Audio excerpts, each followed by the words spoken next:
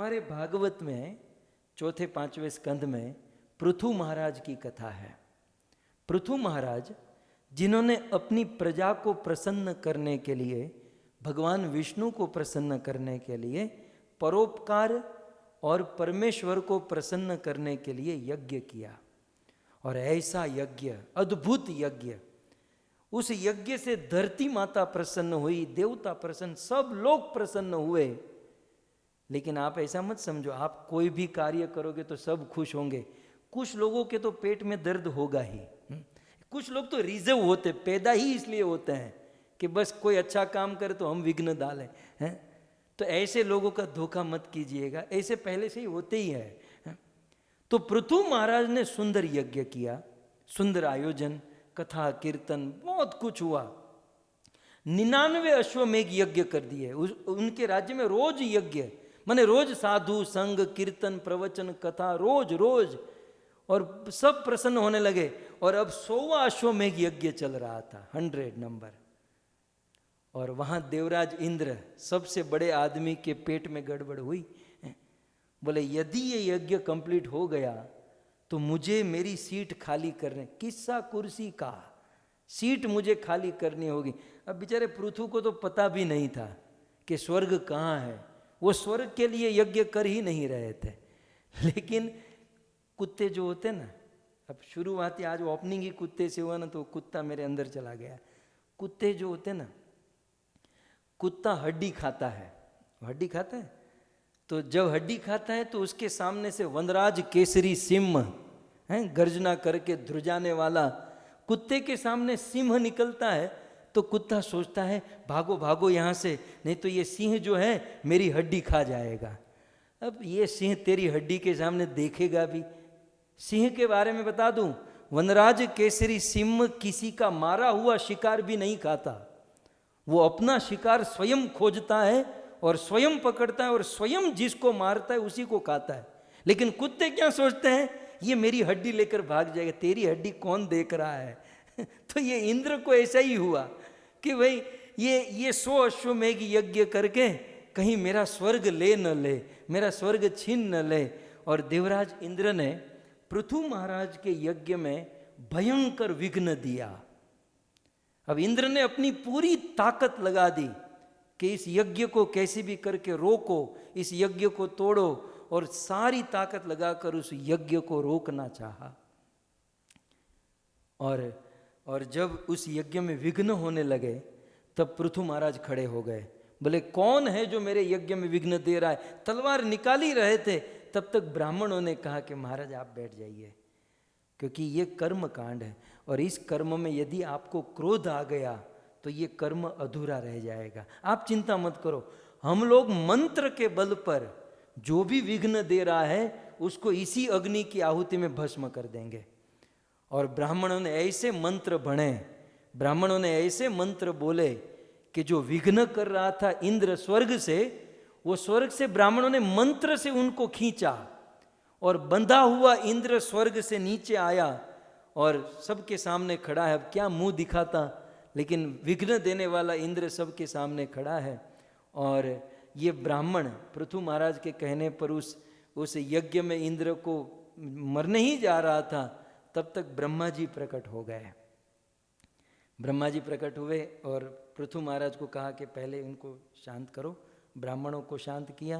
पृथु महाराज, ब्रह्मा जी पृथु महाराज को बाजू में लेकर गए और ब्रह्मा जी ने पृथु महाराज को कहा कि पृथु, ये इंद्र को छोड़ दे, इंद्र से गलती हो गई, उनकी गलती के कारण मैं क्षमा मांगता हूँ, इंद्र को छोड़ दे, उनको जाने दे।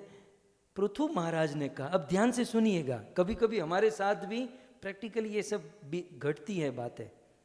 पृथु महाराज ने कहा, ब्रह्मा जी पहले आप मुझे ये कहिए, गलती मेरी है कि इंद्र की है? आप गलती किसकी है? ब्रह्मा जी ने कहा ऑब्वियसली गलती इंद्र की है। तो पृथु महाराज ने कहा, तो आपको मुझे समझाना चाहिए कि इंद्र को समझाना चाहिए?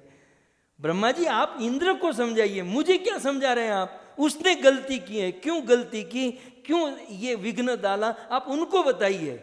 तब श्रीमद् भागवतम में लिखा है, समझदार लोगों को हम सबको समझने वाली बात। ब्रह्मा जी ने कहा, पृथु समझाया उसे जाता है जो समझदार है, हैं?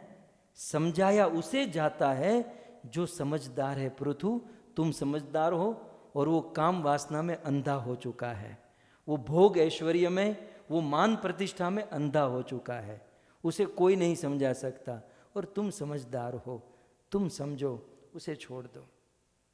तब ब्रह्मा जी के कहने पर हमारे साथ भी कभी कभी जीवन में कोई वडील, कोई वरिष्ठ हमको समझाए तो हमें सौभाग्य समझना चाहिए कि वे वडील, वे वरिष्ठ हमको समझदार समझ रहे हैं। बाकी मूर्खों को कौन समझाएगा?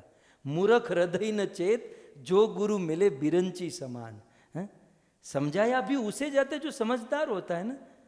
तो बहुत सुंदर भागवत का ये प्रसंग है। और पृथु महाराज ने कहा कोई बात नहीं, हमें चलो मैं सारी बात भूल गया। जब पृथु महाराज ने कहा कि मैं सारी गलती भूल गया, दूसरों की गलती भूलना भी बहुत बड़ा गुण है, हम तो जीवन भर याद रखते हैं। उसने मेरे को गाली दी थी, every dog has one day, आज उसका है कल मेरा, मतलब अपने आप को कुत्ता तो बोल ही देता है एक ना एक दिन तो ये ऊंट पहाड़ के नीचे आएगा। ये आसुरी वृत्ति है। जो सज्जन व्यक्ति होता है ना, वो भूल जाता है, वो लेट गो करता है। कौन फजीयत में फंसेगा? हमारा गोल बहुत ऊंचा है, ये कीचड़ में, ये गंदगी में कौन फंसेगा? पृथु महाराज ने कहा छोड़ो, नो प्रॉब्लम, हम हमारा काम करें, हम यज्ञ कर रहे थे, साधु संग कीर्तन आदि हम वही करें। जब उन्होंने लेट गो किया, ध्यान से सुनिएगा, कि छोड़ो, जैसे ही वो भूल गए तुरंत भगवान विष्णु प्रकट हो गए। पृथु महाराज के यज्ञ में श्रीमद् भागवत में वर्णन है। इससे क्या समझने मिलता है?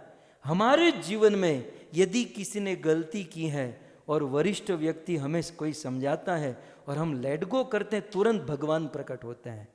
क्योंकि हमारे द्वारा किया गया लेट गो दुनिया वाले नहीं समझेंगे, लेकिन ईश्वर समझ रहा है।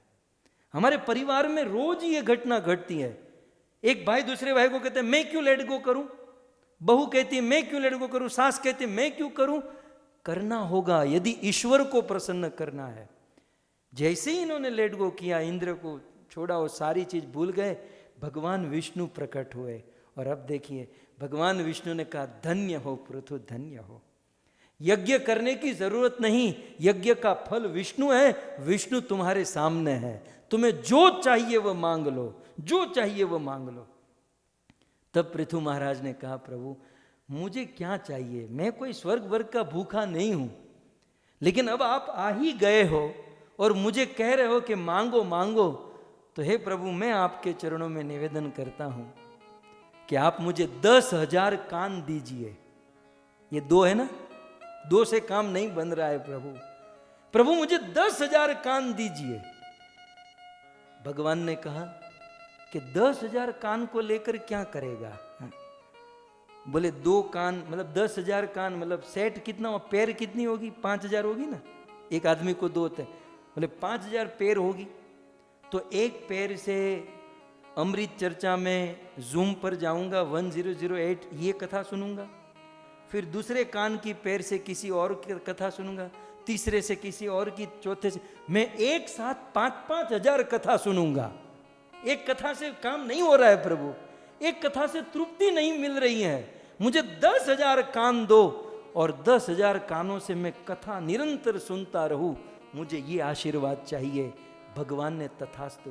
अब यहां पर ये भाव है, ये कोई फिजिकल 10,000 कान की बात नहीं है, ये 10,000 कान की मुझे शक्ति दीजिए कि मैं 10,000 कान की तरह ग्रास्पिंग पावर मेरा हो जाए, मैं उसे ग्रहण कर सकूं।